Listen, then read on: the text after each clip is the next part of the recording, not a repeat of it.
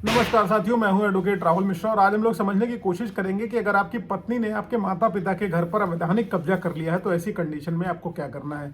दोस्तों देखिए, जैसे ही कोई मैट्रिमोनियल डिस्प्यूट होती है कि उसमें क्या होता है, पत्नी 498A का मुकदमा लिखाती है और उसके बाद पूरे घर को धमकी देती हैं कि मैं तुम्हारे घर में ही सुसाइड कर लूंगी, तुम सब फंस जाओगे और मैं मरूंगी तो तुम्हारे पूरे घर को लेके जाऊंगा। ऐसे में क्या होता है, आदमी डर जाता है। बेसिकली डरने के बाद क्या होगा, फिर वो क्या करेगा, अपना घर छोड़कर जो है कहीं किराए पर रहने लगता है और पत्नी पूरे मकान पर कब्जा कर लेती है। इस कंडीशन में क्या करेंगी, वो अपने हित्र मित्र व्यवहारी दोस्त फैमिली वालों को बुला लेती हैं और वो सारे लोग आपके मकान पर, जो आपका करोड़ों का मकान है, उस पर कब्जा करके मजे ले रहे होते हैं और आप डर के मारे किराए पर रह रहे होते हैं। तो इस कंडीशन में आपकी मेंटल स्थिति क्या होती है वो मैं समझ सकता हूँ, लेकिन इसका एक सोल्यूशन भी है। सोल्यूशन बताने से पहले मैं आप लोगों से रिक्वेस्ट करूंगा कि अगर आप लोग चैनल पर नए हैं या पहली बार आए हैं या आप लोगों ने अभी तक इस चैनल को सब्सक्राइब नहीं किया है तो प्लीज़ सब्सक्राइब कर लीजिए, जिससे मुझे मोटिवेशन मिलेगा और मैं आप लोगों के लिए ऐसे ही इंटरेस्टिंग वीडियोस को लाता रहूँगा। साथ ही साथ मैं आप लोगों को कहूँ कि अगर आप लोग मुझसे पर्सनली बात करना चाहते हैं, किसी मामले में लीगल एडवाइस लेना चाहते हैं, तो आप मेरे दिए गए नंबरों पर, जो कि डिस्क्रिप्शन बॉक्स में है,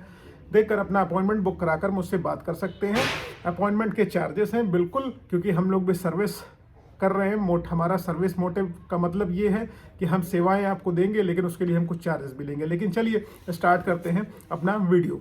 देखिए, जैसे ही आपका मैट्रिमोनियल डिस्प्यूट स्टार्ट होगा, आपका क्या होगा कि माता पिता के घर पे आपके कब्जा हो जाएगा या आपके घर पे कब्जा हो जाएगा। मतलब right to property of wife जो है बेसिकली राइट क्लेम करने लगेंगे आपकी प्रॉपर्टी में कि मेरी संपत्ति है, तुम्हारी पत्नी हूँ मैं, आधे की हकदार हूँ। ऐसा कुछ भी लेकिन होता नहीं इन रियलिटी। मैं आपको बता दूं, सब कहने की बातें हैं। ठीक है, मैं एक वीडियो बनाया हूँ मैट्रिमोनियल राइट्स और जो है प्रॉपर्टी राइट्स ऑफ वाइफ के ऊपर, आप देखिएगा उसको, आपको समझ में आ जाएगा। ठीक है, लेकिन जैसे ही आपके मैट्रिमोनियल डिस्प्यूट स्टार्ट हो रही है, आपकी वाइफ जो है आपके मकान पर कब्जा कर लेंगी, आप डर के मारे रेंट पर रहने लगेंगे, जैसा कि मैंने आपको पहले भी बताया। और उस दौरान क्या होगा, उनकी पूरी फैमिली आपके मकान पर रहने के लिए आ जाएगी।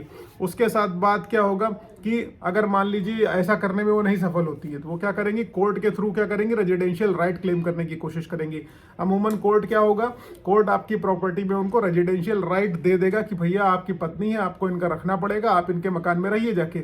तो पत्नी के फेवर में ये फैसला आ जाएगा, पत्नी घर के अंदर और आप घर के बाहर। बाहर कैसे, आप डर के मारे बाहर चले जाओ क्योंकि ये धमकी देती है कि सुसाइड कर लेगी और जो है मर जाएगी, पूरे घर को फंसा देगी, तो आप डर के मारे चले जाओगे कि भैया इससे दूर रहने में ही फायदा है। ठीक, इस कंडीशन में आप निकल जाओगे घर से। ठीक, और आप अपना करोड़ों का मकान छोड़ के खुद रेंट पर रहने लगोगे। अब इस कंडीशन में क्या होगा कि मतलब यहाँ पे तो एक तरीके से दादागिरी हो गई, आपका अपना बनाया हुआ मकान, आप अपने ही मकान में नहीं रह पा रहे हैं। तो इस कंडीशन में हम क्या करें, मैट्रिमोनियल डिस्प्यूट चल रहा है, घर कब्जा कर लिया। इस कंडीशन में आपको सिंपल सा करना है, आपको इविक्शन की सूट फाइल करनी है सिविल न्यायालय में जाकर, सिविल कोर्ट के एक वकील को तय करना है और उसके माध्यम से आपको इविक्शन की सूट फाइल करनी है। इविक्शन की सूट फाइल बेसिकली इसलिए करी जाती है जब आपको अपनी प्रॉपर्टी से अवैधानिक कब्जा हटाना होता है, यानी कि किसी ने भी इलीगल तरीके से कब्जा आपके मकान पर कर लिया है, तो उसको हटाने के लिए आपको कोर्ट में जाना होगा और कोर्ट को बताना होगा कि मेरे मकान पर मेरी पत्नी ने गलत तरीके से कब्जा कर लिया। मान लीजिए उसके पास रेजिडेंशियल राइट है, आपकी पत्नी के पास कोर्ट के माध्यम से रेजिडेंशियल राइट है, कोर्ट ने कहा है कि ये पत्नी है आपकी, इसके पास रेजिडेंशियल राइट है। लेकिन आपके राइट का क्या हुआ, आपके माता पिता जिनका मकान है उनके राइट का क्या हुआ। मतलब अगर उसको रेजिडेंशियल राइट दे दिया तो ना मकान बेच सकते हैं, ना किसी को गिफ्ट कर सकते हैं। तो ऐसे में आप क्या करेंगे, तो कोर्ट को आप कहिए कि मेरी वाइफ के पास रेजिडेंशियल राइट है, बतौर हस्बैंड ये मेरी रिस्पॉन्सिबिलिटी है कि मैं उसको रखूं, तो मैं उसके अकोमोडेशन की कहीं ना कहीं व्यवस्था करूंगा। बेसिकली चाहे मैं उसको कहीं और पर रेंट पर लेके रखूं या कोई भी XYZ एक्सपेंसेस के थ्रू उसको मैं रखूं, उसके अकोमोडेशन की व्यवस्था करने की जिम्मेदारी मेरी है, ना कि मेरे माता पिता की। तो उनके मकान पर ये कब्जा नहीं कर सकती।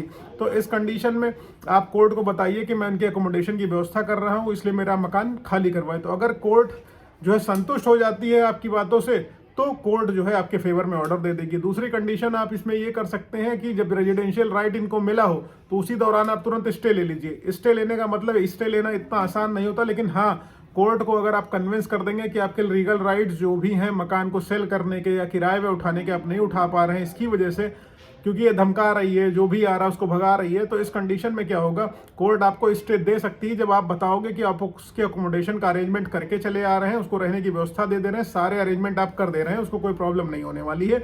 तो इस कंडीशन में कोर्ट क्या करेगी, आपको स्टे दे देगी। तो आपकी पत्नी आपका रेजिडेंशियल राइट जो आपके मकान पे क्लेम कर रही थी वो उसको हट जाएगा। और मान लो इस तरीके से उसने कब्जा कर रखा हुआ, तो इविक्शन की सूट फाइल करके इस तरीके से आप अपने मकान के कब्जे को हटा सकते हैं। मतलब सब मिला के आपको इस तरीके से मुक्ति मिल सकती है। अगर आप लोगों के साथ ऐसा किसी के साथ हो रहा है तो आप बिल्कुल डरे नहीं, कोर्ट का सहारा लें। माननीय न्यायालय बैठा हुआ है सभी की मदद करने के लिए, चाहे वो महिला हो चाहे पुरुष हो। और आप लोगों को मैं बता दूं कि अगर कोई ऐसी दिक्कत आपको आ रही है तो मैं आपकी प्लीडिंग्स को ड्राफ्ट करने में आपका सहयोग कर दूंगा। उसके लिए मैं कोई चार्जेस दूंगा, लेकिन चार्जेस नहीं लूंगा, ठीक है। लेकिन लीगल एडवाइस के लिए मैं चार्ज करता हूं, क्योंकि हमारी भी फैमिली है, हमारे भी स्टाफ है और हमें भी देखना पड़ता है कि हमें चीज़ें कैसे मैनेज करनी है। अगर हमारे पास इकोनॉमिकल प्रॉब्लम हो जाएगी तो हम अपने जो है वीडियोस को कैसे शूट करेंगे, कैसे बनाएंगे, कैसे सारी चीज़ें होंगी। आई होप आप लोग समझ रहे हैं। अगर समझ रहे हैं तो प्लीज़ लाइक शेयर सब्सक्राइब करना मत भूलिएगा। आपका एक सब्सक्रिप्शन मेरे लिए बहुत वैल्यू रखता है। Thank you so much. जय हिंद, वंदे मातरम, भारत माता की जय। लेकिन एक चीज़ और रह गई है वो कि अगर आप लोगों ने मुझे अभी तक सोशल मीडिया हैंडल्स पर फॉलो नहीं किया है तो मुझे आप इंस्टाग्राम, फेसबुक, ट्विटर पर डिस्क्रिप्शन बॉक्स में लिंक है, फॉलो करें। मैं आप लोगों के हर एक कमेंट का जवाब देता हूं। आप लोगों ने नोटिस किया होगा कोई भी ऐसा कमेंट नहीं है, चाहे जितने कमेंट आए मैंने सब पर जवाब दिया है आप लोगों को, और आगे भी देता रहूंगा। इसलिए प्लीज़ लाइक शेयर सब्सक्राइब करना ना भूलें। Thank you so much. जय हिंद।